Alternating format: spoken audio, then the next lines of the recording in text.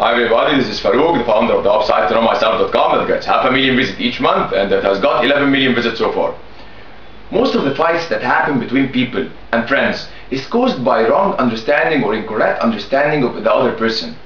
For example, if one of your friends shouted at you, you might become mad, feel bad, and then stop talking to him, while in fact your friend might have been shouting because of a completely different reason. For example, let's suppose that he was driving recklessly, and your reckless driving was about to let you bump into another car.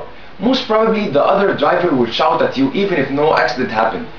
That driver wasn't shouting because you were driving recklessly, but he is shouting because he was afraid. He was afraid to crash. He was afraid to lose his car. And so he felt afraid and found no other action to do other than shouting at you. And so if we didn't understand that driver correctly, you might give an incorrect response and you might shout at him back. In a different example, if your partner shouted at you and became mad because you talked to another person, you might interpret this as a bad temper or a bad behavior, while in fact she might have been shouting because she felt insecure. She was insecure and she was afraid to lose you, and so she found no other option other than shouting at you. And so the first key to understanding people correctly is to understand why do they do certain behaviors, and to look beneath the behaviors instead of taking a superficial look that would prevent you from dealing with them correctly.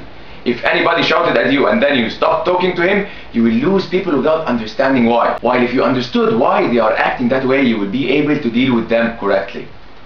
The second mistake people do when trying to deal with each other is that they make the biggest mistake of assuming that they think the same way as everyone else. They assume that everyone is similar and that everyone is not unique and that each person must think the same way.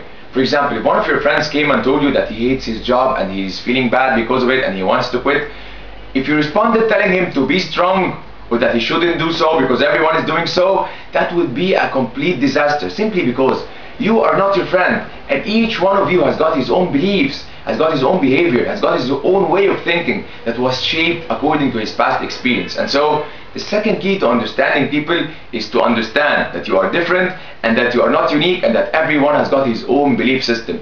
And so judging a person based on your own belief system is a fatal mistake. The third mistake that people do when trying to understand each other or when dealing with each other is that they label people whom they don't understand. For example, you might call a person idiot if he acted in a certain way, while in fact idiot in this case doesn't mean that he is really an idiot. It just means that you didn't understand him and you didn't find a word in your dictionary to describe him other than saying that he is an idiot.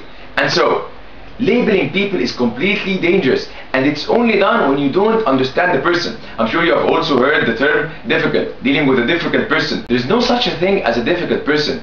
A difficult person is a person that you didn't understand, and if you understood that person well, you won't find that he is a difficult person and you will be able to deal with him perfectly.